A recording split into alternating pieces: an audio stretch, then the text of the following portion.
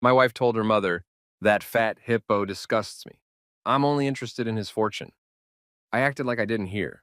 But the next day, I sold my $3.4 million home and then disappeared, clearing all accounts and leaving only a note.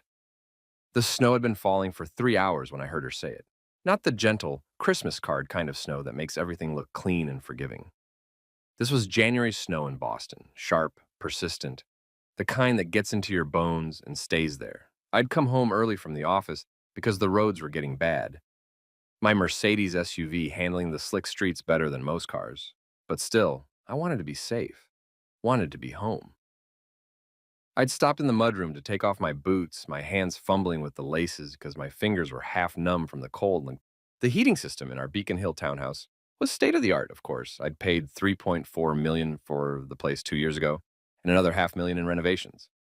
But the mudroom was always a little cooler than the rest of the house. Catherine liked it that way, said it was more authentic to the period architecture. Catherine liked a lot of things about appearances. I'd heard voices from the kitchen, that warm, honey-toned room where she entertained her mother at least 3 times a week. The kitchen had been Catherine's pet project during the renovation. Marble countertops imported from Carrera, custom cabinets that cost more than most people's cars, a La Cornue range that she'd used maybe a dozen times in 2 years. But it photographed beautifully, which was what mattered. Her Instagram followers loved it. I wasn't trying to eavesdrop. That's the part I keep coming back to in the long nights that followed. I wasn't sneaking around my own house, wasn't pressing my ear to doors or creeping through hallways.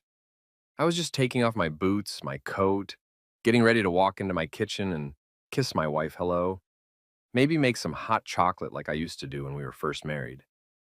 That's when I heard Patricia's voice, my mother-in-law, though I'd never been quite sure she thought of me as family. "Darling, you look exhausted. Is he working you too hard with all these social obligations?" Catherine's laugh. I knew that laugh. The one that wasn't quite real. The one she used when she was about to say something she thought was clever. "Mother, please. The obligations are fine. It's him I can barely stand anymore." I should have walked in then. Should have made my presence known, coughed, called out something. But my hand had frozen on my boot, and I found myself standing there in the mudroom like a statue, like something carved from the same marble as Catherine's precious countertops. "Catherine." Patricia's voice had dropped, taken on that conspiratorial tone I'd heard 100 times before. Usually when they thought I was out of earshot. Usually when they were discussing which of their friends had gained weight or gotten a bad facelift or bought a car that was too gaudy for their tax bracket. "I mean it, Mother. That fat hippo disgusts me. Absolutely disgusts me. I can barely stand to look at him anymore, let alone—" She trailed off, but I could hear the shudder in her voice. "I'm only interested in his fortune.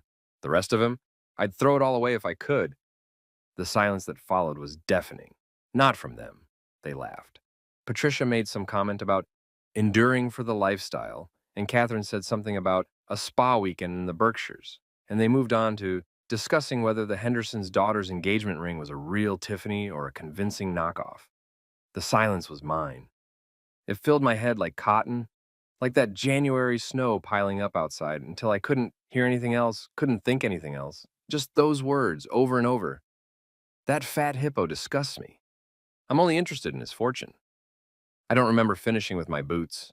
Don't remember walking back out to my car, starting the engine, driving away from that beautiful townhouse with its perfect kitchen and its lying heart. I just remember the snow and the silence and the way my hands shook on the steering wheel as I drove through the white blind streets with nowhere to go. Because here's the thing about being called a fat hippo by the woman who promised to love you in sickness and in health, for richer or poorer. You already know it's true. I'd put on weight since the wedding, 60 pounds, maybe 70. The stress of building my business, the long hours, the meals eaten at my desk or in my car. Catherine had stopped cooking, not that she'd ever really cooked, and I'd fallen into a routine of takeout and delivery, of comfort food that comforted nothing. My suits had been let out twice. My face in the mirror looked like a stranger's, jowly, tired, older than my 42 years. I knew all of this, had known it every time I looked in a mirror, every time I climbed a flight of stairs and found myself winded, Every time I caught Catherine's expression when she thought I wasn't looking, that mix of disappointment and calculation that I'd trained myself not to see. But hearing it said out loud, hearing it said to her mother with such casual cruelty, such utter disdain, that was different. That changed everything. I ended up at a Starbucks in Cambridge, one of those anonymous corporate spaces where nobody knows your name and nobody cares why you're sitting in a corner booth at 3 in the afternoon on a Tuesday, staring at nothing. The barista was young, maybe 20, with purple hair and a nose ring, and the kind of easy confidence I remembered having once before the weight of building an empire had settled onto my shoulders and into my gut. Rough day? She asked, and I realized that I'd been staring at the menu for 5 minutes without ordering. Something like that, I managed. Well, whatever it is, I recommend the darkest roast we've got and a chocolate croissant. Sometimes you just need to lean into the bad day, you know? I ordered both, found my corner booth, and pulled out my phone. I had 47 unread emails, 3 missed calls from Catherine, probably wondering where I was, why I wasn't home to admire whatever dinner reservations she'd made, or charity gala she'd committed us to. 2 texts from my CFO about a deal closing in Singapore. One from my younger brother asking if I was coming to his kid's birthday party this weekend. I ignored all of them and opened my photos instead. There I was 7 years ago at my college roommate's wedding. I'd been the best man. In the photo, I'm laughing at something, my arm around a girl I was dating at the time. Rebecca, I think her name was, or maybe Rachel. I'd been 35, still in the early stages of building my software company, still hungry and lean and full of the kind of naive optimism that comes before success hardens into something else. I weighed maybe 190 in that photo. I ran every morning back then, swam on weekends, played pickup basketball with friends I somehow didn't have time for anymore. I looked happy. I looked like someone who didn't yet know that money could buy you everything except the one thing you actually wanted: someone to love you for who you were, not what you had. I scrolled forward. There, the photo from the month I met Catherine. A charity auction, one of those black tie affairs I'd started attending when my company went public, and suddenly I was on Boston's most eligible lists. She'd been sitting at the table next to mine, a vision in emerald silk, laughing with her friends but watching me over the rim of her champagne glass. I'd thought I was the luckiest man in the world when she gave me her number. In the photo, I looked slightly heavier than the wedding picture, but still fit, still confident, still myself. Then came our engagement photos. I'm noticeably larger here. The first year of dating Catherine had been a whirlwind of fancy restaurants and wine tastings and late nights where I was too tired to go to the gym. But I'm smiling, and she's smiling, and we look like what we were supposed to be: a successful couple, a power couple, the kind of people who appear in the society pages and make other people envious. Our wedding day. I barely recognized myself. Not just because of the weight, though I'd put on another 30 pounds by then, but because of something in my eyes. Something dimmed, something careful. I look like a man who's trying very hard to be who he's supposed to be rather than who he is. And Catherine looks radiant. Of course she does.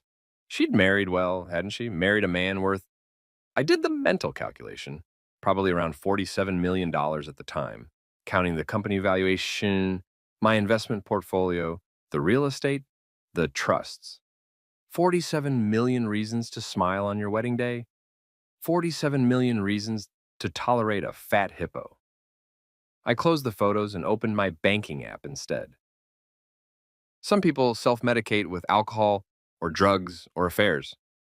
I self-medicate with spreadsheets, with the cold comfort of numbers that don't lie, don't pretend, don't call you disgusting while smiling to your face. My personal checking account, 897,000. My savings account, 2.3 million. Investment accounts, 18.7 million in stocks, bonds, and various funds. My retirement accounts, $12 million. The company stock I still held, approximately $28 million current valuation. The Beacon Hill townhouse, $3.4 million mortgage paid off. The vacation house in Martha's Vineyard, $2.1 million also paid off. Various other assets, cars, art, jewelry I'd bought for Catherine, the wine collection I'd been building, the boat I'd purchased and used exactly twice. Conservatively, another 1.5 million. Total net worth, approximately $69 million. $69 million. And my wife was only interested in the money. I started laughing, couldn't help it. The sound came out harsh and strange in the quiet Starbucks, and the purple-haired barista glanced over with concern, but I couldn't stop, because it was so absurd, so perfectly, bitterly absurd. I'd spent my entire adult life building this fortune, working 80-hour weeks, sacrificing everything, my health, my friendships, my happiness, to build something that mattered, something that would last. And I'd ended up married to a woman who looked at me and saw nothing but a fat hippo with a healthy bank account.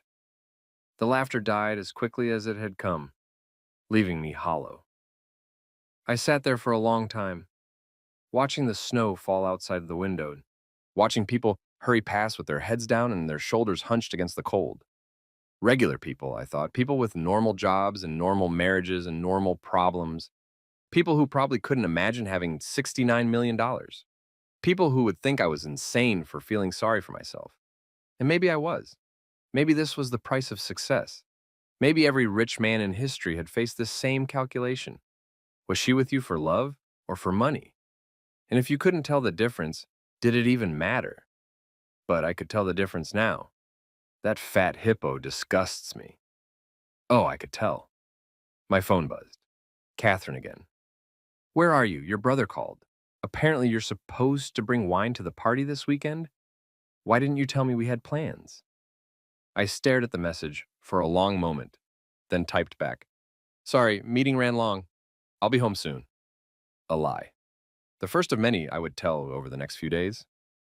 Because sitting there in that anonymous Starbucks, watching the snow fall and feeling the weight of my wife's contempt settle into my bones alongside all the other weight I carried, I made a decision. I wasn't going to confront her. Wasn't going to demand explanations or apologies or couples counseling. I wasn't going to rage or weep or beg her to see me as something other than a disgusting hippo with a useful fortune. I was going to do something else entirely. I was going to disappear. The plan came to me fully formed, like a program I'd written 1,000 times before. Elegant, efficient, ruthless. I'd built my fortune through software, through understanding systems and finding the gaps in them, the places where information could slip through unseen, where a clever person could make things happen that weren't supposed to happen.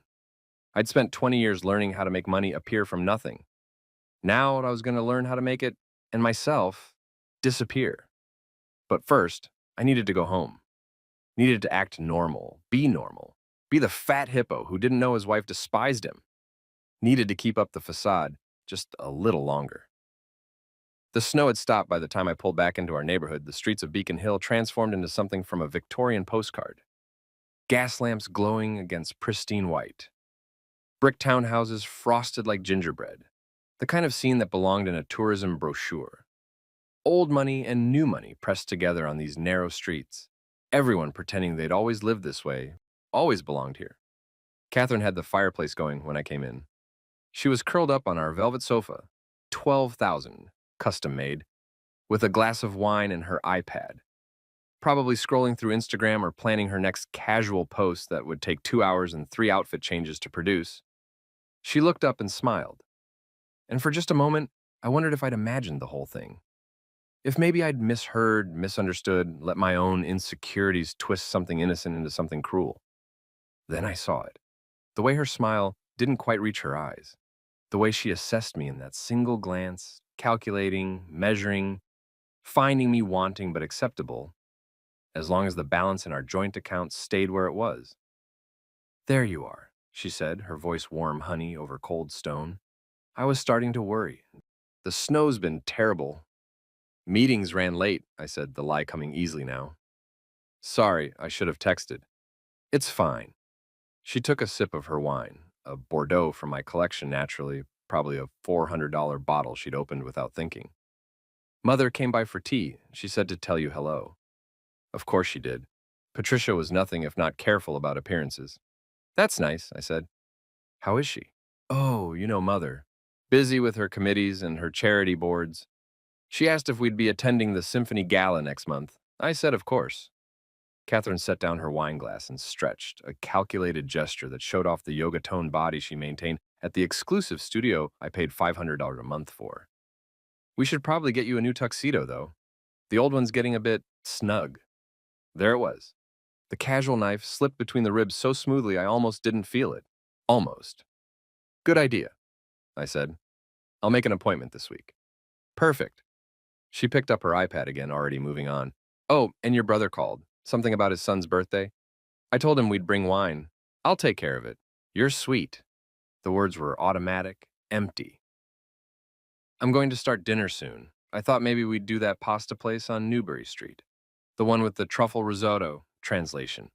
She didn't want it to cook, wanted to be seen at an expensive restaurant, wanted me to foot the bill while she picked at her food and told me I should order a salad instead. Sounds great, I said. Let me just change out of these work clothes. I went upstairs to our bedroom, our $4,000 mattress, our Egyptian cotton sheets, our walk-in closet that was bigger than my first apartment, and sat on the edge of the bed, my head in my hands. I could hear Catherine moving around downstairs, humming to herself. Happy, content. Why wouldn't she be? She had everything she wanted, the house, the lifestyle, the Instagram perfect marriage, to a rich man she didn't have to actually love or respect, just tolerate. And I'd given it all to her without question, without reservation. Because I'd thought, what had I thought? That love could be bought, that if I just provide enough, sacrifice enough, gave enough, she'd eventually see me as something more than a wallet with legs? My phone buzzed. A text from Marcus, my CFO. Singapore deal closed. 8.12M profit. Champagne tomorrow? $8 million. Pocket change, really, at my level. Another few percentage points added to the pile. Another line item on the balance sheet of a life I'd somehow convinced myself was meaningful. I typed back, rain check, some things I need to handle. Then I opened a new note on my phone and started writing. Step 1, sell the house. Step 2, liquidate assets. Step 3, close accounts. Step 4, disappear. It looks so simple written out like that. 4 steps to unmake a life, 4 steps to vanish like I'd never been there at all. But I'd been in tech long enough to know that the simple solutions were always the hardest to execute. The devil was in the details, in the dependencies, in all the little threads that connected you to the world and had to be cut cleanly, carefully, one by one. I added more notes. Contact divorce attorney. Discreet, out of state. Set up new accounts, offshore, or Cayman, Swiss. Transfer company shares to holding company, cancel credit cards, close joint accounts, forward mail to where? Create shell companies for asset transfer, document everything for legal protection. Timeline, 72 hours, 96. How fast can I move? The businessman in me was already working through the logistics, the sequencing, the optimal path through a complex set of transactions. Because that's what this was, really. Just another deal, another negotiation, another problem to be solved through careful planning and ruthless execution. The only difference was that this time, I was negotiating my way out of my own life. Catherine called up the stairs. Are you ready? I'm starving. 5 minutes, I called back. I looked at myself in the full-length mirror across from our bed. The fat hippo stared back at me, jowly, tired, wearing a $3,000 suit that couldn't hide what I'd become. But behind the weight, behind the exhaustion, I saw something else. Something I'd forgotten was there, buried under all those pounds and all those years of trying to be who Catherine wanted me to be. I saw anger, clean, cold, clarifying anger. And I saw something else, too. The skeleton of the man I used to be. The hungry entrepreneur who'd built a company from nothing, who'd outworked and outsmarted everyone else in his field, who'd made his first million by the time he was 30 because he understood something fundamental about success. You have to be willing to walk away from anything that doesn't serve you. Somewhere along the way, I'd forgotten that lesson. I'd let Catherine and her mother and the weight of trying to belong in their world convince me that I was lucky to be tolerated, lucky to be married to a beautiful woman, lucky to be allowed into the gilded cage of Beacon Hill society. I'd forgotten that I was the one with the power here. I was the one with the money. And money, I was about to remind everyone, could disappear just as easily as it appeared. Coming.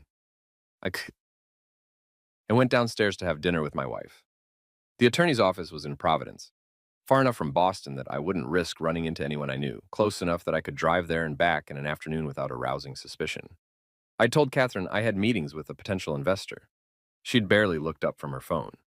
James Kowalski was old school, wood-paneled office, leather chairs, walls lined with law books that he'd probably actually read. He was in his 60s, with silver hair and sharp eyes, and the kind of reputation that came from 40 years of handling messy divorces for people who had a lot to lose. Mr. Thornton, he said, shaking my hand with a grip that was firm, but not aggressive. Thank you for coming all this way. I understand you have a delicate situation. That's putting it mildly.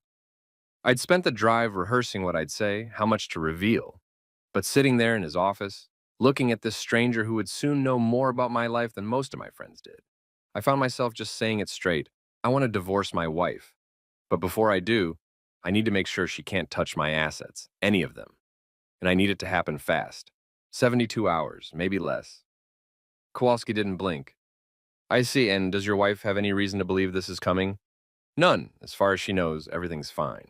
Prenuptial agreement? Yes, a good one, I thought. Anything acquired before the marriage stays separate, and she gets a flat sum if we divorce, $500,000. That's a solid prenup, Kowalski said. But you want to go further. I want to go nuclear. He leaned back in his chair, steepling his fingers. Tell me what happened. So I did. Told him about the snow, the mudroom, the words I wasn't supposed to hear.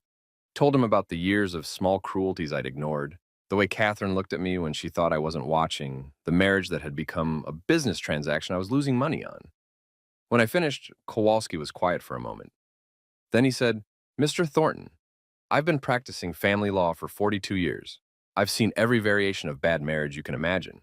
But what you're describing, walking away from your entire life in 3 days, that's not just divorce, that's disappearing. And that's complicated. I understand. Do you? He leaned forward. Because here's what you're proposing. Liquidating millions in assets, closing accounts, selling property, all while your wife has no idea what's coming. Even with a prenup, she could claim you're hiding marital assets, acting in bad faith. She could tie you up in court for years. Then tell me how to do it right. Kowalski studied me for a long moment. Then he pulled out a yellow legal pad and started writing. Okay, here's what we're going to do. First, the prenup works in our favor. You drafted it well, Dave, and she signed it without contestation. That establishes a clear baseline. Second, we're going to document everything, every account, every asset, every dollar. We're going to show that what you're moving is yours and yours alone, acquired before the marriage, or clearly designated as separate property. He kept writing, his pen moving quickly across the page. Third, we're going to act fast but not reckless. You don't sell the house in 72 hours. That raises red flags, looks like you're trying to hide assets. But you can list it. You can start the process. You can transfer funds between your own accounts. That's your right. And you can leave. Leave? Physically leave. Move out. File for divorce immediately. Once you've filed, you're within your rights to manage your own finances however you see fit, as long as you're not hiding marital assets or violating court orders. He slid the legal pad across the desk. It was covered in notes, arrows, a flowchart of the next few days of my life. Here's the timeline. Today, Wednesday, we draft the divorce papers. Tomorrow, Thursday, you list the house, transfer your personal funds to separate accounts, document everything. Friday, you serve her with papers and leave. The house is on the market. The assets are yours and clearly documented as separate property, and you're gone before she can file an injunction or motion. And after, you disappear if you want to. You're a wealthy man, Mr. Thornton. You have options, but you do it legally, cleanly, with documentation that shows you acted in good faith. That way, when this eventually ends up in front of a judge, and it will, you are the one who is honest, transparent, careful. You're not the villain hiding assets. You're the man who got out of a bad marriage with what was rightfully his. I looked at the flowchart. It was elegant, really. A perfect sequence of moves, each one legal, each one defensible, each one leading inexorably to the same conclusion. I would be free. How much is this going to cost me? My retainer is $50,000. Total cost, if things go smoothly and she doesn't contest, maybe $150,000. If she fights, could go higher, but Mr. Thornton, he met my eyes. Something tells me money isn't your primary concern here. He was right, of course. What was $150,000? A rounding error. A line item. Less than I'd spent on renovating Catherine's perfect kitchen that she'd never cooked in. One more thing, I said. The note. Note? I'm going to leave her a note, explaining. I need to know if that's legally stupid. Kowalski frowned. What kind of note? The truth. What I heard, what I know, why I'm leaving. Can I see it first? I pulled out my phone and opened the draft I'd been working on. It was short, brutal, exactly as long as it needed to be.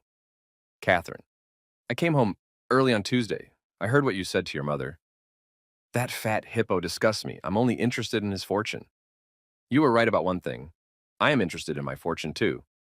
So I'm taking it with me. The house is being sold, the accounts are being closed, everything that's mine, which is everything that matters, is gone. You'll get what the prenup promised. 500,000. That's more than generous for a woman who married a bank account instead of a person. Don't try to find me. There's nothing left to find.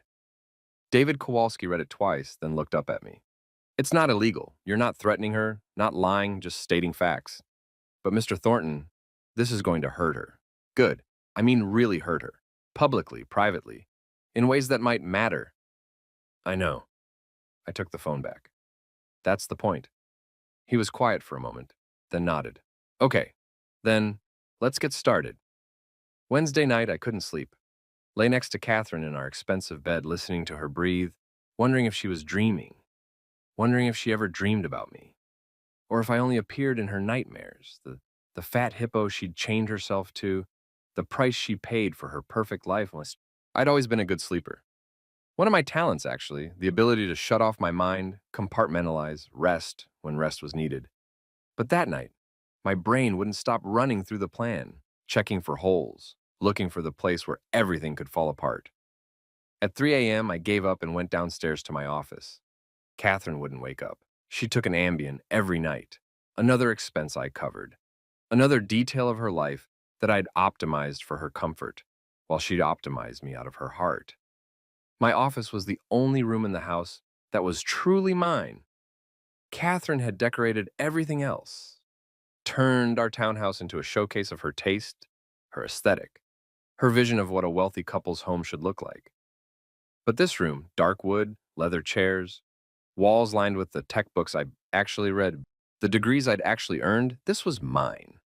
I turned on my computer and opened my master spreadsheet. Everything was there. Every account, every investment, every asset, all mapped out with the kind of obsessive detail that had made me rich in the first place. Time to dismantle an empire.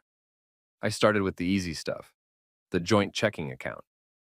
We kept 50,000 in there for household expenses, bills, the daily minutia of our life together. I transferred 49,000 to my personal account, leaving just enough to cover the utilities and the insurance payment that would auto-draft next week. Catherine wouldn't notice. She never looked at the account, just used her credit card, my credit card, for everything and assumed the money would be there. It would be, for now. Next, the investment accounts. I had 3 different brokerage firms managing different pieces of my portfolio, a deliberate diversification strategy that was about to pay unexpected dividends. I logged into each one and started moving money. $5 million from Goldman Sachs to a new account I'd opened that afternoon at a boutique firm in New York. $7 million from Morgan Stanley to a Schwab account in my name only. $6.7 million from my main Vanguard account to a new offshore holding company I'd registered but in the Cayman Islands. Every transfer was legal, documented, traceable. Every transfer was from my account to my account, my money to my money. Nothing Catherine could claim. Nothing any judge could question. But she'd notice. Eventually, she'd notice that the joint portfolio we discussed over dinner, our investments, our future, was suddenly just mine, moved to accounts she didn't have access to, couldn't monitor, couldn't calculate against. The real estate was trickier. I couldn't just transfer the deed of the Beacon Hill townhouse or the Martha's Vineyard vacation home. They were physical assets, and moving them required more than digital transfers. But I could list them, and I could make sure any proceeds went exactly where I wanted them to go. I emailed my real estate agent, Peter Chen, the guy who'd found me the townhouse in the first place, who specialized in high-end properties and discreet sales. Peter, need to list both properties ASAP. Personal situation, need quick sale. Can you come by tomorrow to discuss? Price to move fast but not distressed. I'll explain in person. He'd respond in the morning with questions, concerns, and the usual agent caution about leaving money on the table. I'd tell him whatever he needed to hear. The important thing was getting the process started, getting the listings active, making it clear that this wasn't hiding assets. This was managing them, selling them, as was my right. By 5 a.m., I'd moved or initiated transfers for 31 million in liquid assets. The rest, my company stock, my retirement accounts, a few investments that were harder to unwind quickly, those would take more time, but the bulk of it, the real money, the fuck you money, that was already gone.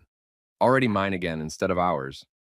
I made coffee, dark, bitter, the way I used to drink it before Catherine told me I should switch to green tea for my health, and watched the sunrise over Beacon Hill. The snow had melted in places, leaving the streets patchy, no longer picture perfect. More honest, somehow. More real. Catherine came downstairs at 7:30, already dressed for her morning Pilates class, her face carefully made up even though she was just going to sweat it off. She kissed my cheek, dry, perfunctory, and poured herself coffee from the pot I'd made.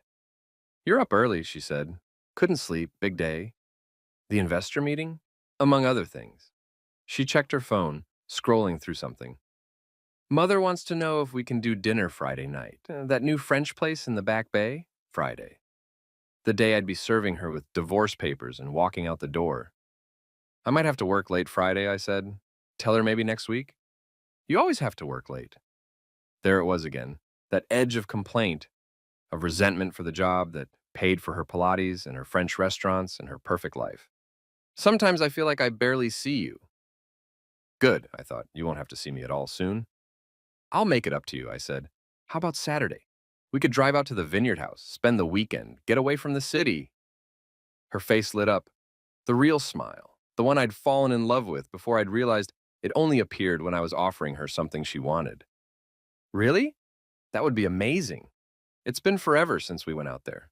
"Perfect. I'll arrange everything." A lie. The Vineyard House would be listed by then and I'd be gone. But she didn't need to know that yet. Didn't need to know that the man making her coffee, planning their weekend, kissing her goodbye as she left for Pilates, that man was already gone, already disappeared. He'd just left his body behind for a few more days. Peter Chen arrived at 10 a.m. sharp, carrying his iPad and his tablet and that particular energy that real estate agents have. Optimistic, aggressive, convinced that every property is a gold mine waiting for the right buyer. "David, good to see you." He shook my hand, then looked around the foyer with the professional eye of someone who spends their life evaluating spaces. "The house looks fantastic. You've really maintained it beautifully." "Catherine's done a lot with it," I said, which was true. She'd done everything with it except actually live in it, like a person instead of a set designer. We sat in the living room, more velvet, more antiques, and more evidence of Catherine's expensive taste, and Peter pulled up comps on his iPad. "So you mentioned you need to move quickly. Can I ask what's driving this?" Usually when clients sell a property like this, it's either they're upgrading, relocating, or he trailed off, too polite to finish the sentence, or divorcing. "Personal circumstances," I said. "I need to liquidate some assets, and the house is part of that. I'm thinking 45-day close, if possible, maybe 60. Can we make that happen?" Peter nodded slowly. "We can. But David, I have to be honest. The market's good right now, but it's not crazy. You bought this place for $3.4 million. With the renovations you've done, I'd say it's worth 4.2. There's maybe 4.3 in a perfect sale.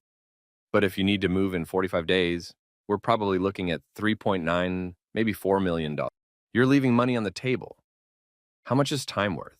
What? How much is it worth to me to have this done, close money in hand, in 45 days instead of 120? Peter calculated. Maybe $200,000, $300,000.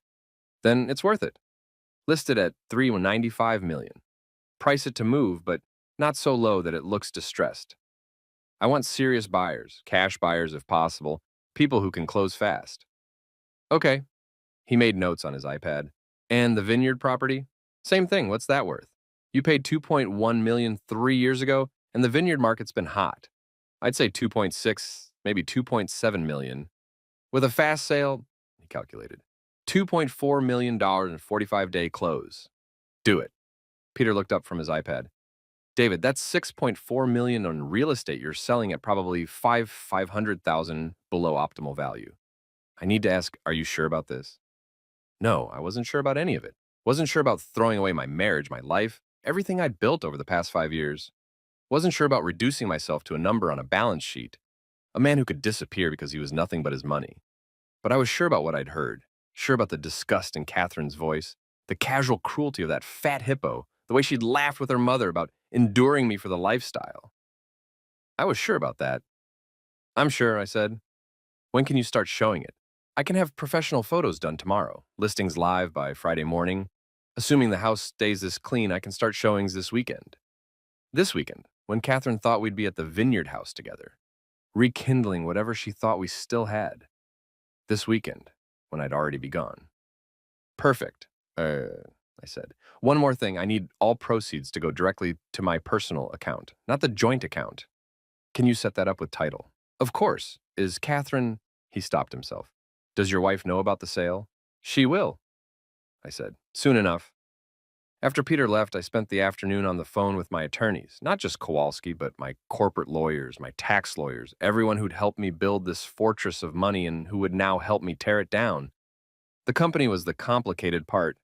I'd founded it 15 years ago, taken it public 8 years ago, and still owned about 18% of the stock, worth roughly $28 million at current trading prices. Catherine had no claim to it under the prenup, acquired before marriage, clearly separate property. But I needed to move it somewhere she couldn't see it, couldn't calculate against, couldn't use as ammunition. My corporate attorney, Sarah Kim, had a solution.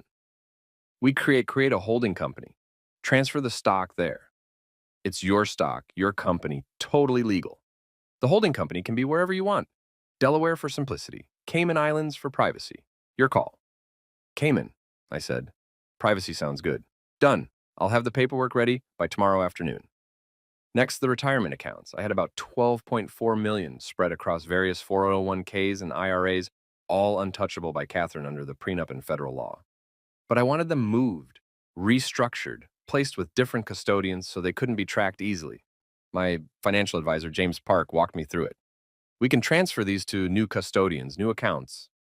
It'll take a few weeks for everything to settle, but we can initiate the transfers now. Is this about... I'm sorry, I have to ask. Is this about the divorce?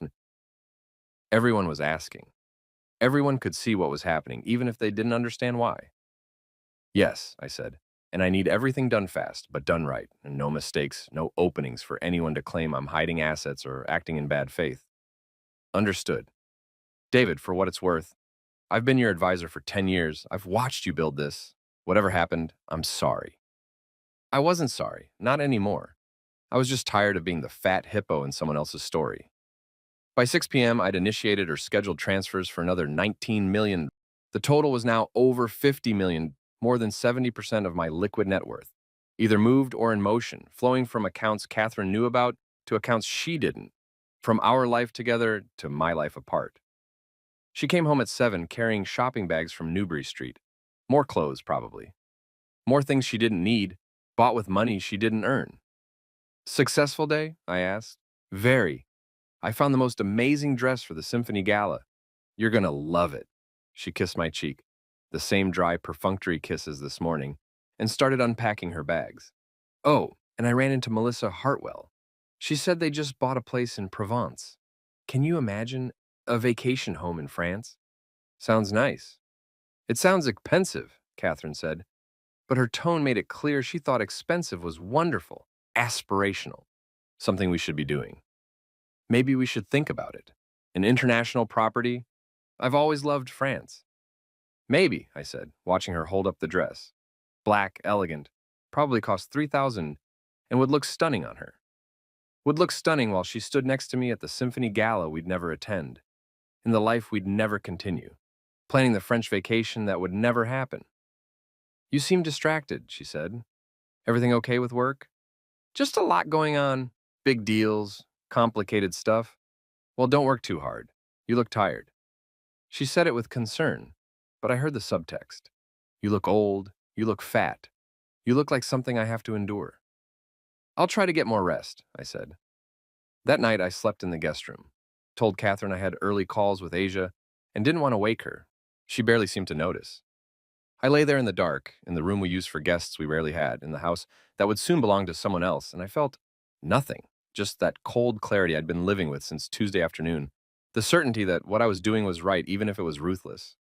Catherine had made a choice when she married me, had looked at what I was smart, successful, rich, and what I wasn't handsome, fit, interesting, and decided the first list outweighed the second, had decided a fat hippo with a fortune was better than being alone, better than working, better than building her own life. Now she'd learn what that choice actually cost.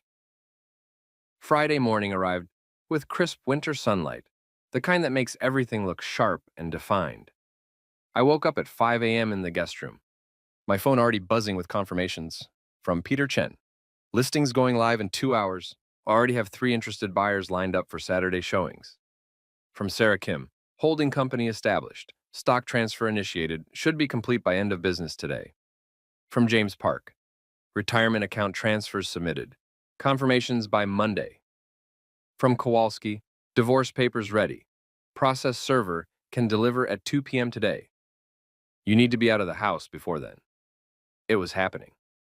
After 3 days of planning, moving, restructuring, it was all actually happening. I packed one suitcase, not the expensive luggage Catherine had bought for our honeymoon trip to Italy, but an old duffel bag from my college days that I'd found in the back of a closet. Clothes, toiletries, laptop, passport, a few personal items that mattered. The watch my father gave me when I started my company, photos of my family, my MIT class ring. Nothing else. Nothing from this house, this life, this marriage. I was leaving it all behind, just like I was leaving Catherine, taking only what was mine, what I'd brought with me before she'd decided I was a fat hippo worth tolerating. I left the duffel bag in my car, hidden in the trunk where Catherine wouldn't see it during her morning Pilates routine.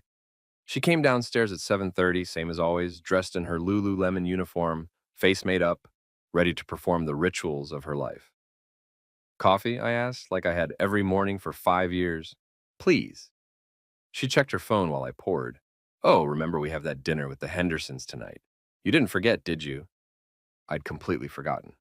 Or rather, I'd known about it and dismissed it because by tonight, I'd be gone and the Hendersons would be wondering why Catherine showed up alone, why she seemed so shaken, why her perfect life suddenly had a fat hippo-shaped hole in it. About that, I said. Something came up. A crisis with the Singapore office. I might need to fly out this afternoon. Today? David, we've had this dinner planned for 3 weeks. I know, I'm sorry, but this is important. She set down her phone, really looking at me for the first time in days.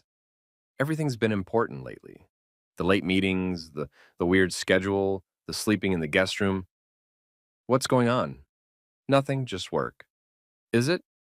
She studied my face, and for a moment I thought she saw it. Saw the plan, the anger, the cold calculation behind my tired eyes. You've been acting strange all week. I've been stressed. About what? About the fact that my wife thinks I'm a disgusting hippo. About the fact that I've wasted 5 years of my life on someone who only loves my bank account. About the fact that I'm about to blow up everything we've built because I finally have the courage to admit it was never real. Just business, I said. Nothing for you to worry about. She relaxed, satisfied. Because that's what I was to her. A business, a revenue stream, something to manage and optimize and not worry about as long as the money kept flowing. Okay, she said, but you'll try to make dinner? I'll try. Another lie. I was getting good at them. Catherine left for Pilates at 8. I watched from the window as she got into her Range Rover, another $90,000 expense I'd barely blinked at, and drove away. She'd be gone for 2 hours. Pilates, then coffee with friends, then probably some shopping. 2 hours to do what needed to be done. I went to my office and opened the safe hidden behind my bookshelf. Inside were documents, files, backups of everything. Corporate records, investment statements, tax returns, prenup agreements. I took it all, loaded it into a box, carried it out to my car. Then I wrote the note.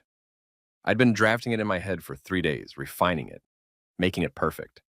It needed to be devastating but not cruel, honest but not vindictive. It needed to hurt exactly as much as being called a fat hippo had hurt, but with the precision of truth rather than the sloppiness of emotion.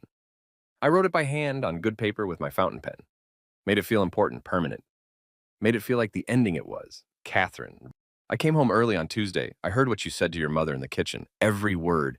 That fat hippo disgusts me. I'm only interested in his fortune. You were right about one thing. The fortune is interesting. Interesting enough that I'm taking it with me. By the time you read this, the house will be listed for sale. The Martha's Vineyard property, too. All of our accounts, correction, all of my accounts, have been closed or transferred. Everything that's mine, which is everything that matters, is gone. You'll get what the prenup promised. 500,000.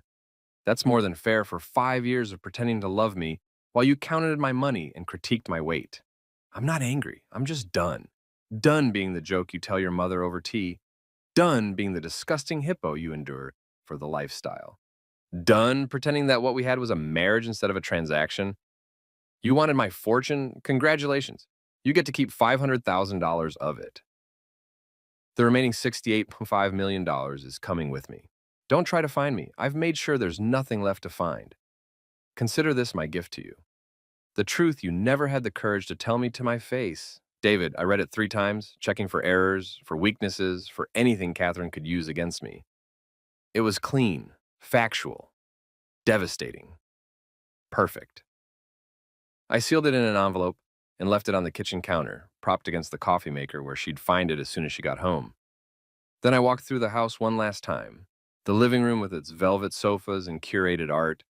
The dining room where we'd hosted dinner parties for Catherine's friends. People who looked at me the same way she did. As a necessary accessory, useful but not desirable. The kitchen with its marble countertops and its La Cornue range.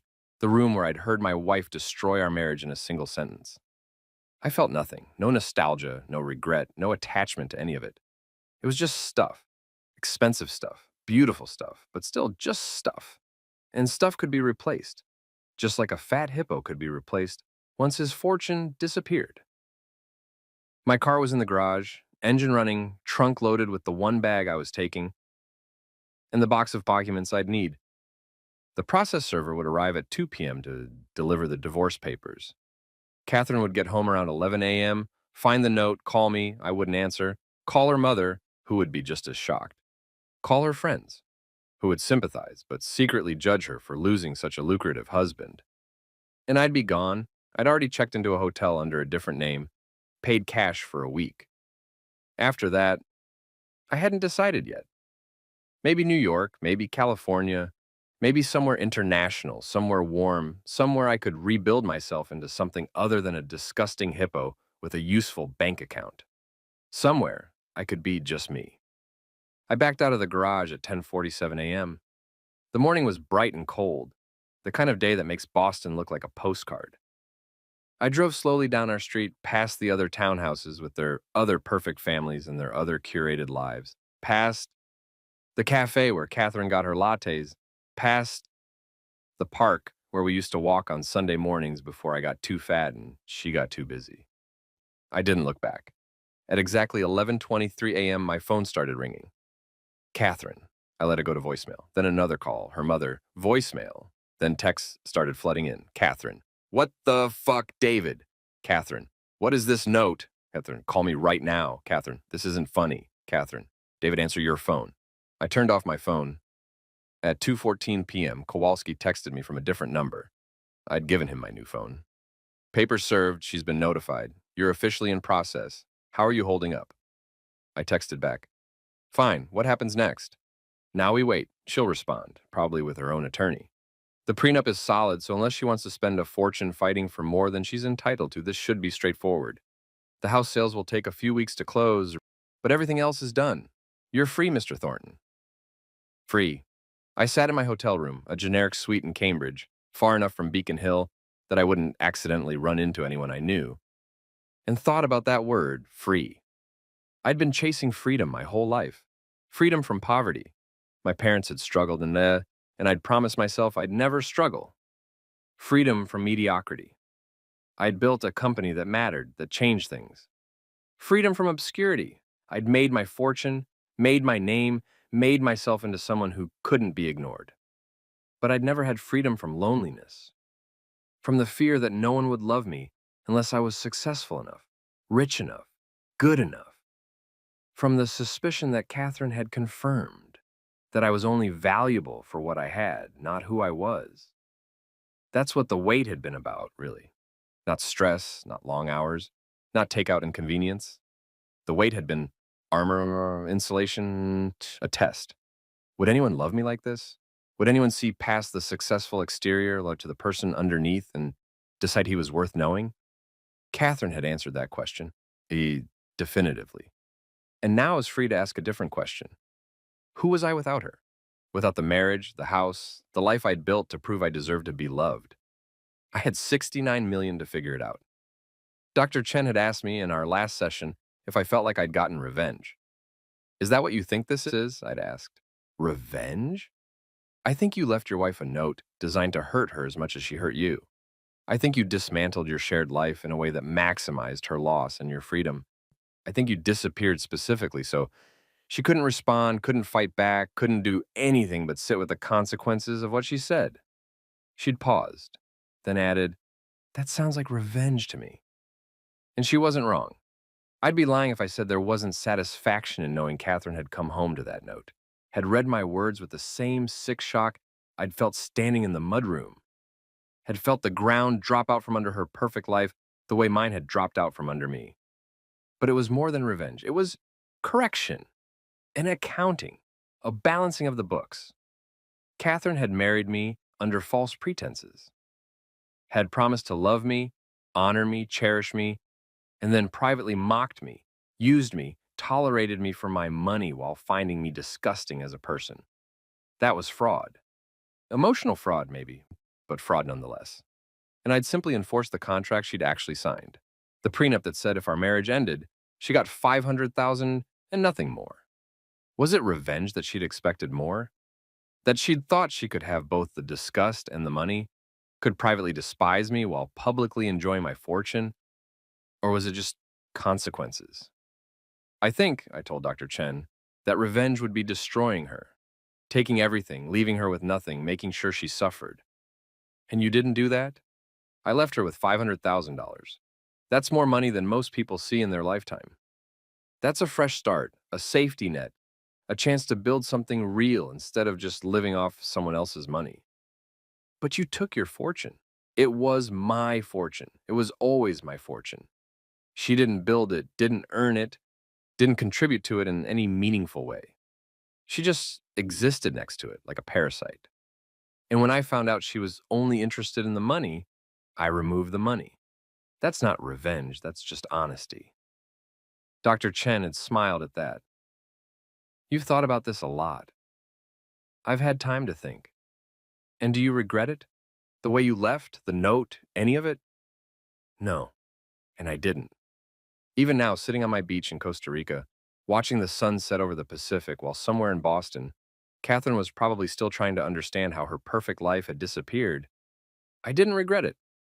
What I regretted was not seeing it sooner, not recognizing the signs, the small cruelties, the way she looked at me when she thought I wasn't paying attention, not having the courage to admit that I'd married someone who saw me as an ATM with a pulse.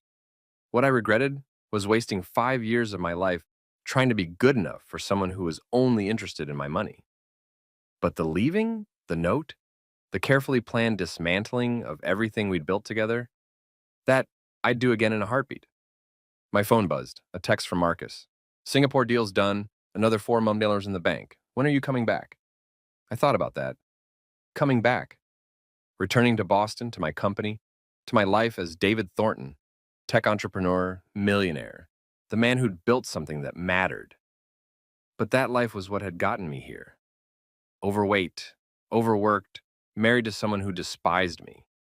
That life was the one where success meant sacrificing everything else, health, happiness, on the self-respect and pursuit of a number on a balance sheet. I didn't want to go back to that life. But I didn't want to hide in Costa Rica forever either. I texted back, not sure, still thinking. About what? About what comes next. Come on, man. You can't just disappear. You've got responsibilities. The company, your family, your actual life. He was right, of course. I couldn't stay here forever, couldn't keep running from the consequences of my choices. At some point, I'd have to go back, face the music, deal with whatever fallout remained from my dramatic exit. But not yet. Not until I'd figured out who I was without the weight, without Catherine's contempt, without the pressure to be successful enough to be loved.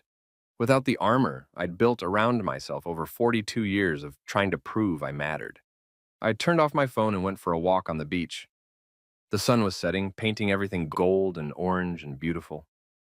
There were other people on the beach, locals, tourists, people living their lives without knowing or caring who I was, what I was worth, what I'd left behind.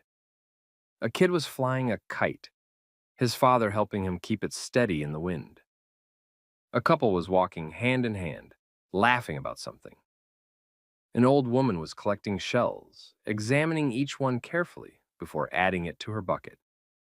Normal people, living normal lives, happy without millions, without townhouses in Beacon Hill, without the trappings of success that I'd thought mattered so much. And I realized something. For the first time in years, I felt light. Not physically light, I still had 50 pounds to lose if I wanted to get back to my college weight. But mentally, emotionally, I felt like I'd put down a burden I didn't know that I'd been carrying. The burden of being enough. Enough for Catherine, enough for her friends, enough for Boston society, enough to deserve love, respect, basic human decency. I'd spent 5 years trying to be enough, and the whole time I'd already been more than enough, just for the wrong person. Catherine hadn't deserved me. Hadn't deserved my money, my effort, my love. She deserved exactly what she got. The legal minimum from a prenup she'd signed without thinking, because she'd been too busy calculating what she could get out of me to consider what she might lose. And I deserved what I was getting now. Freedom, space, the chance to rebuild myself into someone who didn't need validation from anyone else, who didn't need to buy love with money or success or sacrifice. I walked until the sun disappeared below the horizon, until the beach was dark and quiet and mine. Then I went back to my simple house with its simple furniture and its view of the ocean, and I slept better than I had in years. 4 months after I left Boston, Catherine's attorney called Kowalski. My client wants to talk, the attorney said. She's willing to accept the prenup terms, but she wants to speak with Mr. Thornton directly, just once, 5 minutes. Kowalski called me. It's probably a bad idea. Anything she says could be used to reopen negotiations, claim emotional distress. Who knows what? But legally, I can't stop you if you want to talk to her. What do you think she wants? Closure, maybe? Or one last attempt to get more money? Hard to say. I thought about it. Thought about Catherine, about what she'd say, about whether I wanted to hear it. Set it up, I said. But recorded, right? Legal protection? Absolutely. I'll be on the line too. And David, don't admit anything, don't promise anything, don't let her manipulate you. I won't. The call was scheduled for Thursday at 2 p.m. Costa Rica time. I was nervous in a way I hadn't been since the day I'd left the note and driven away. What could Catherine possibly say to me now? What was left to say? At 2 p.m. exactly, my phone rang. Mr. Thornton, Kowalski said, I have Catherine and her attorney on the line. Everything is being recorded per your agreement. You can begin. Silence for a moment. Then Catherine's voice, and it was wrong somehow. Smaller, shakier, not the confident tone I remembered. David, I'm here. I... She paused. I don't know how to start this. Then don't. Just say what you need to say. Okay, okay. I heard her take a breath. I'm sorry. I know that's not enough. I know it doesn't change anything, but I need you to know that I'm sorry. For what I said, for how I treated you, for all of it. I didn't respond. Couldn't, really. Sorry wasn't enough, would never be enough. But hearing her say it still meant something. I've been thinking, Catherine continued, about what happened, about why I said those things, and I realized I was scared. Scared of what? Of you. Of us.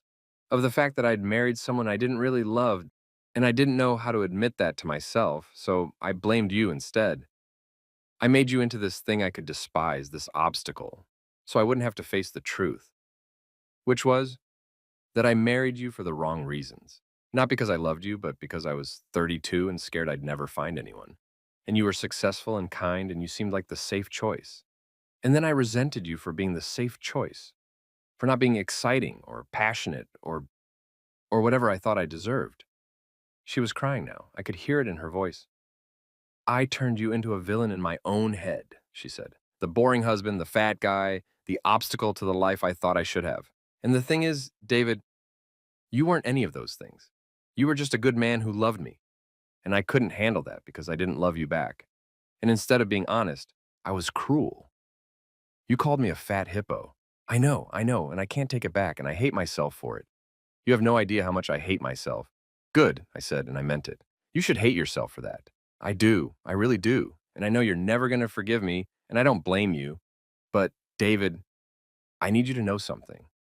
The woman who said those things, the woman who was so awful to you, that wasn't really me. That was just the scared, shallow version of me who couldn't be honest about what I wanted. And what did you want?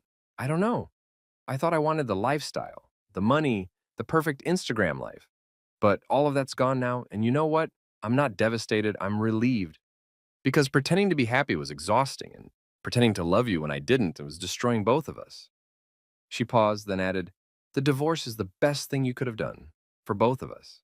I just wish you'd done it differently. How should I have done it? I don't know. Talked to me, told me you knew, given me a chance to explain before you just disappeared?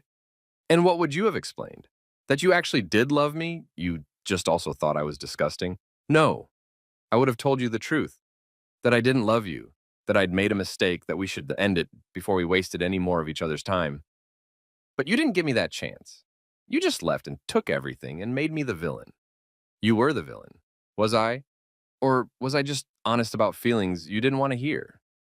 That stopped me. Because she had a point, didn't she? Catherine had been awful, had said terrible things, had revealed herself to be someone I couldn't stay married to. But she'd also been honest, brutally, cruelly honest, but honest nonetheless. And I'd responded by blowing up her life. You didn't just leave me, Catherine continued. You humiliated me. You left that note where anyone could find it. You disappeared without explanation. You made sure everyone knew I'd married you for money. Do you know what that did to my reputation, my friendships, my relationship with my mother? I don't care about your reputation. I know, that's the problem. You didn't care about anything except hurting me as much as I hurt you. And you succeeded. Congratulations. You got your revenge. You proved you're the one with the power, the one with the money, the one who gets to win. Are you happy now?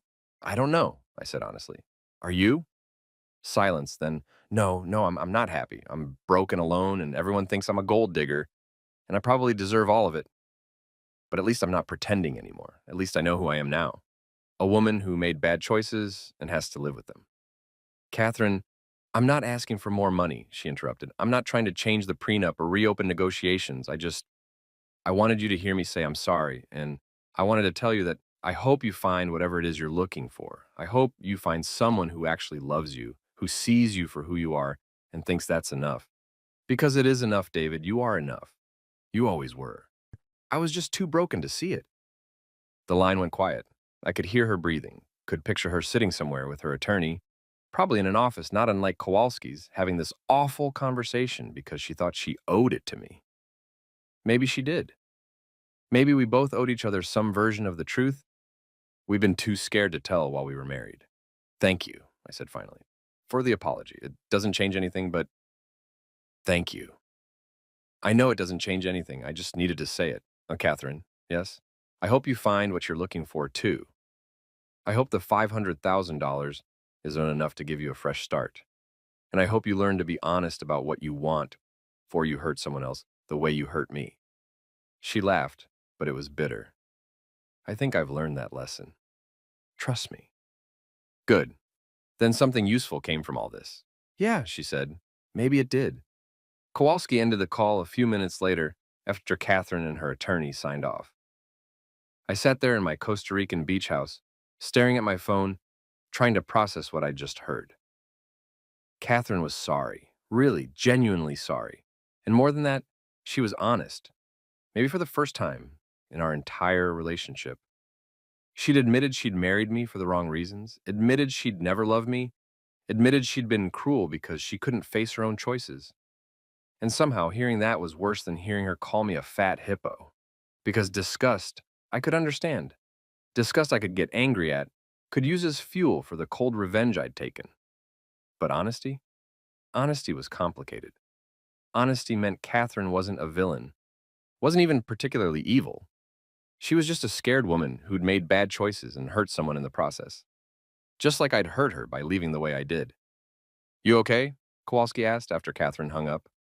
I don't know. She apologized. So I heard. Does that change anything? Should it? That's up to you. But legally, nothing changes. The prenup stands, the divorce proceeds, she gets her $500,000, and you get your freedom. Her apology doesn't affect that. I know. David, can I give you some advice?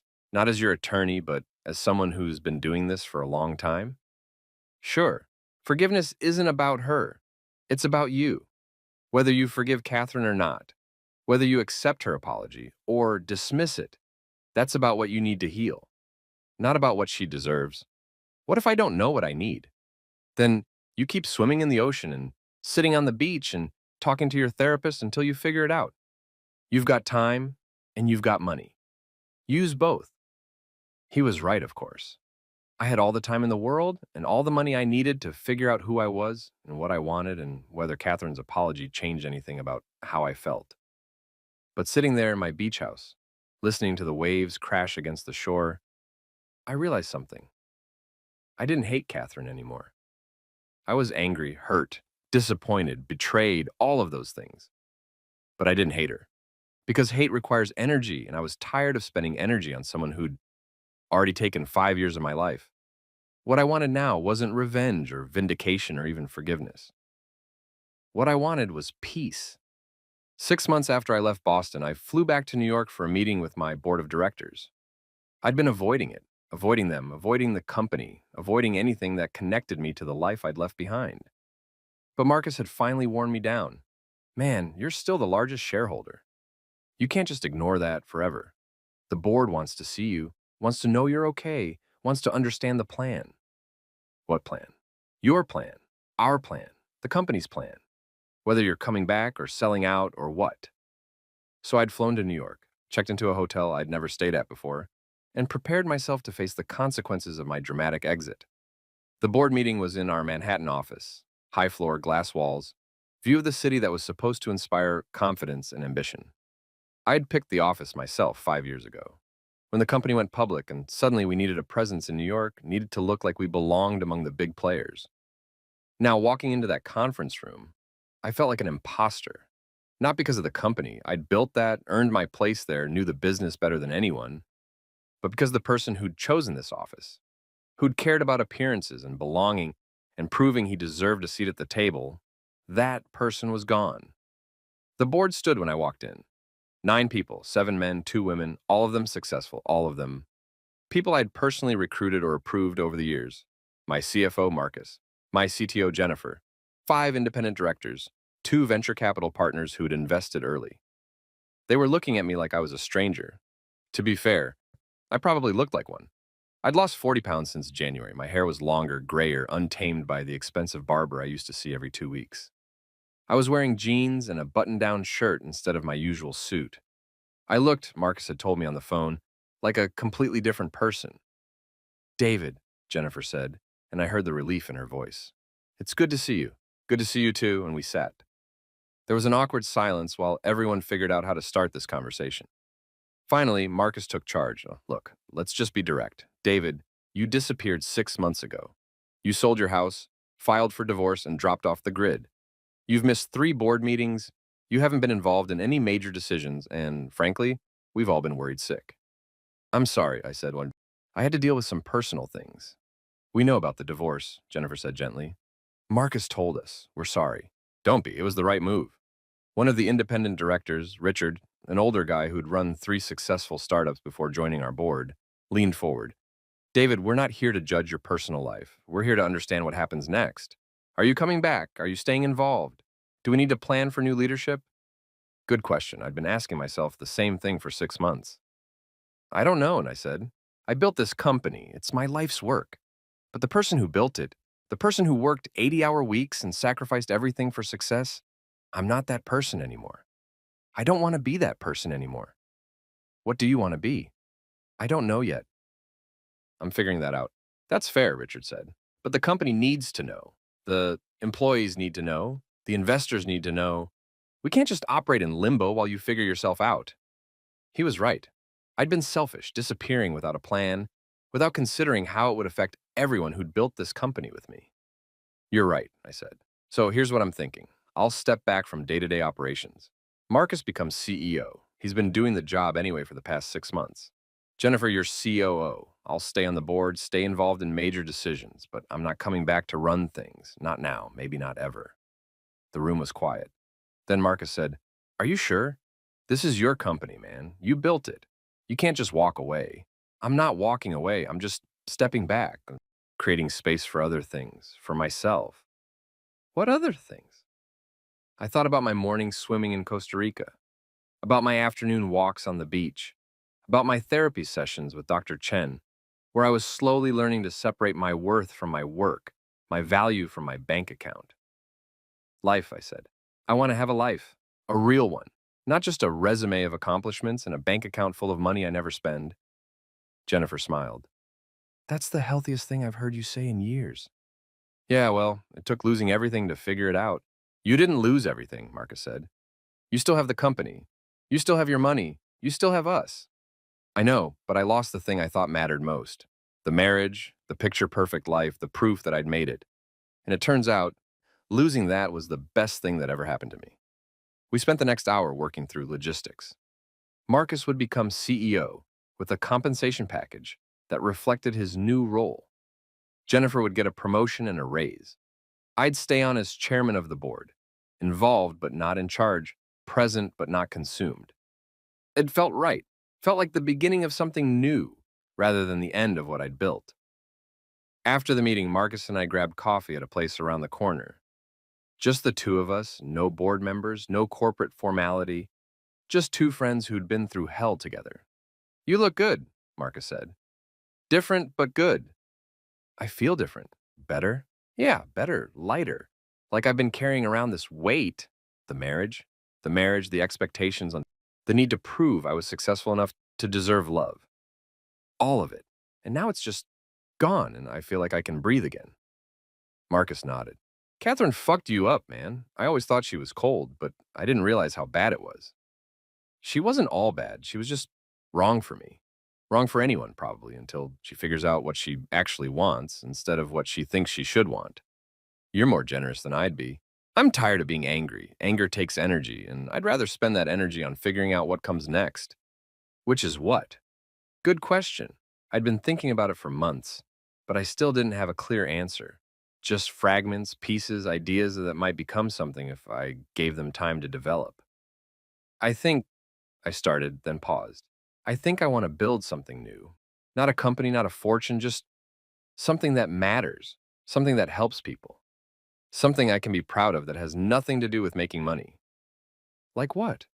"I don't know yet. A foundation, maybe?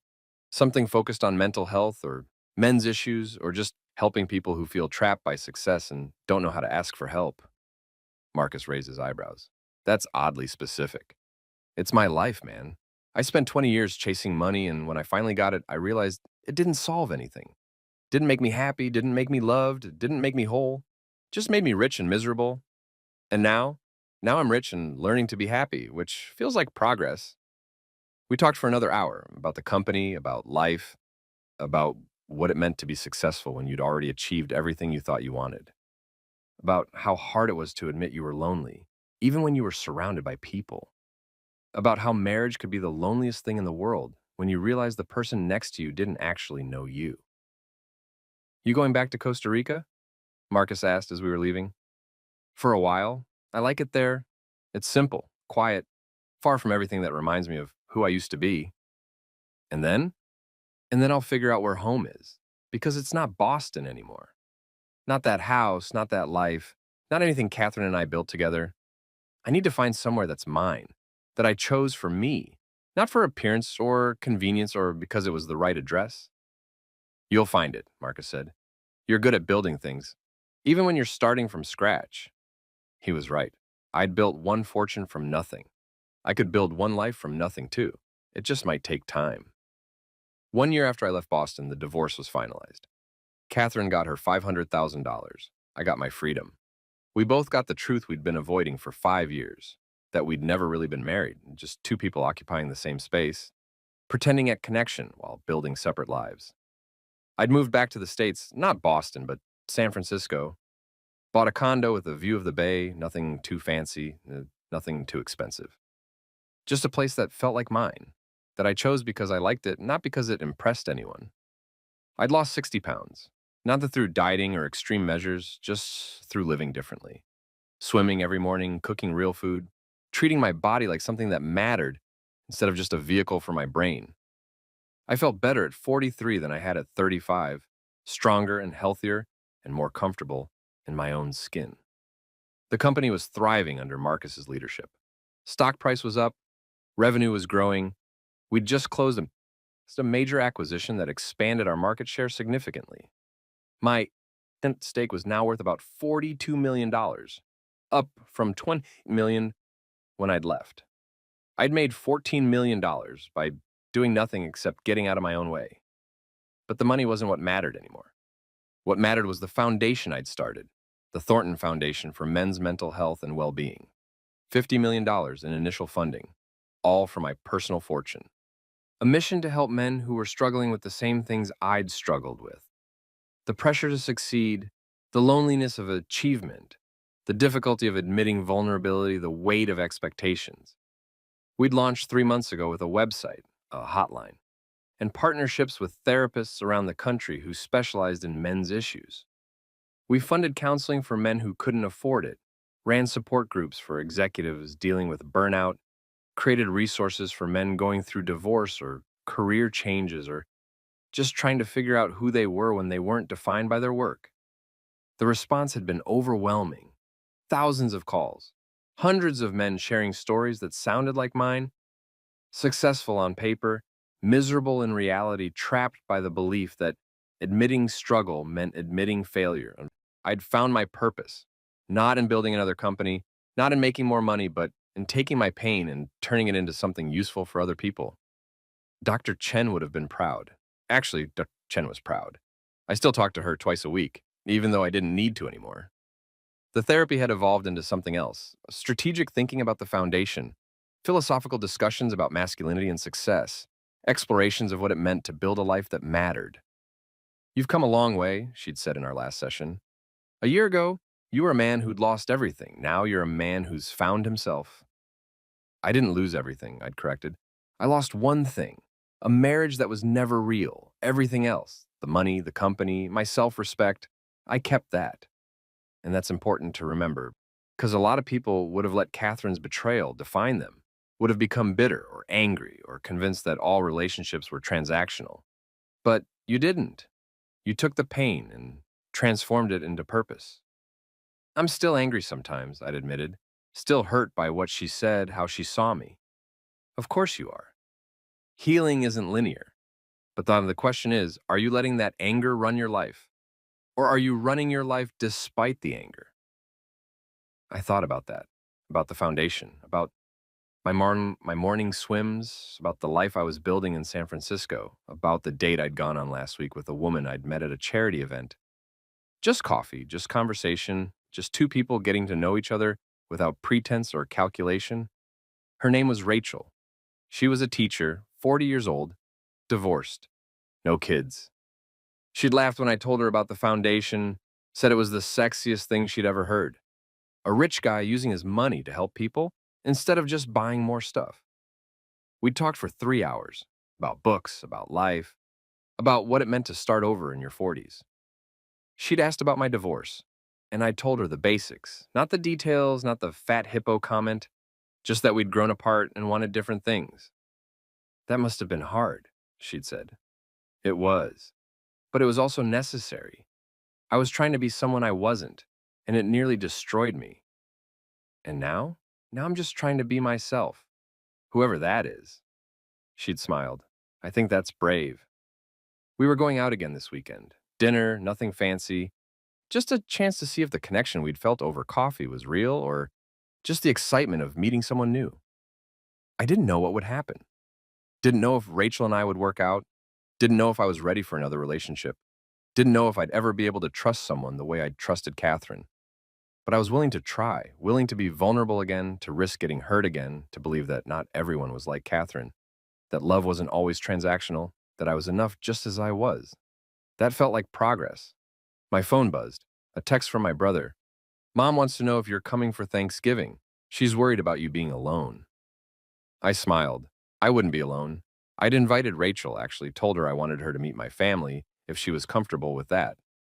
She'd said yes, said it sounded nice, said she was curious about the man I used to be versus the man I'd become.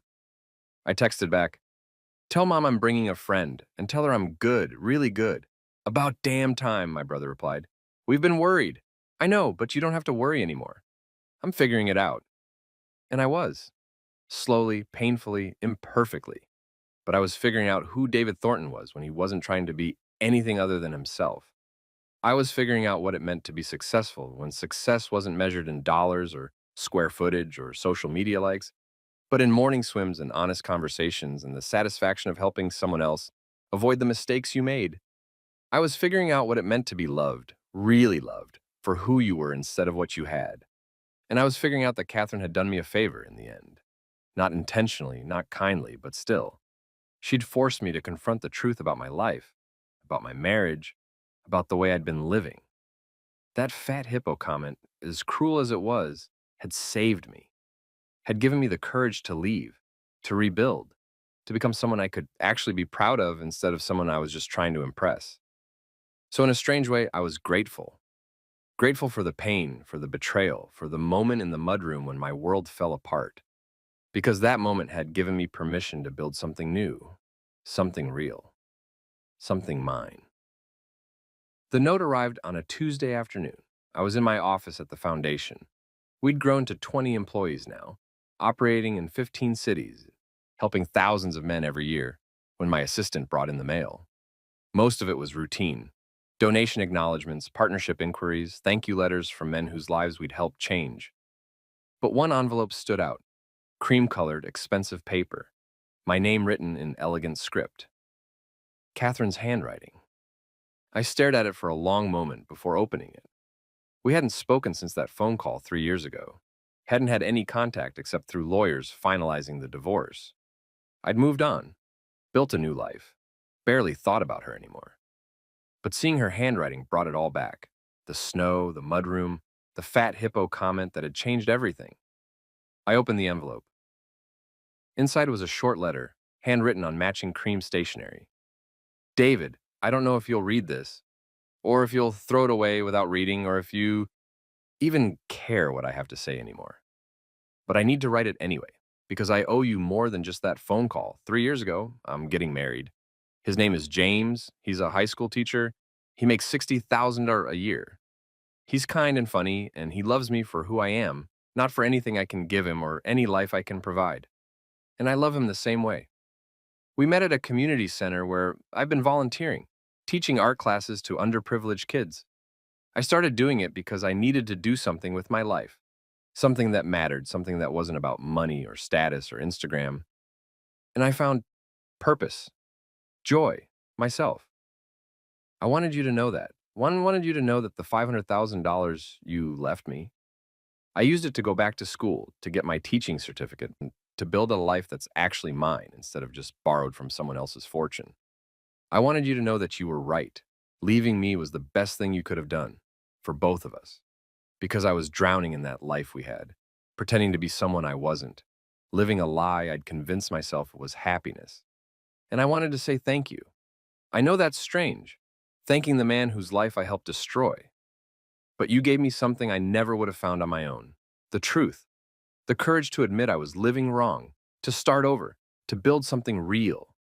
I heard about your foundation, about the work you're doing. I'm proud of you. Not proud like a wife or an ex-wife, just proud as one human to another. You took your pain and made it matter. That's incredible. I hope you're happy, David. I hope you found someone who loves you the way you deserve to be loved. And I hope you've forgiven yourself for whatever you think you did wrong, because you didn't do anything wrong. You were just a good man who married the wrong woman. Be well, Catherine. I read it twice, then set it down on my desk. Catherine was getting married to a teacher, making $60,000 a year.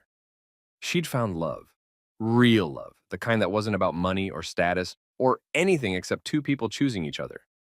And she was happy, genuinely, actually happy. I felt relief.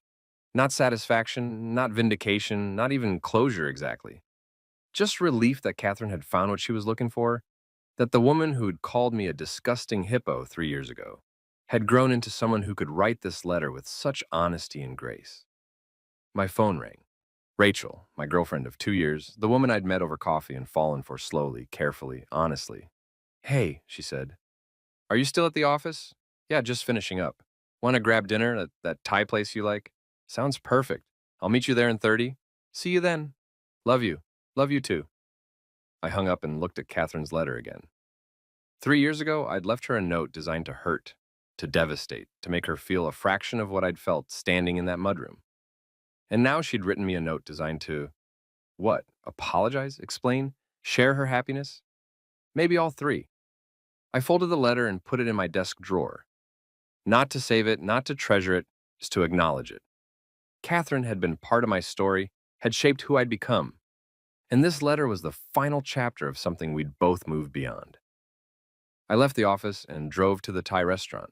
Rachel was already there, sitting at our usual table, smiling when she saw me.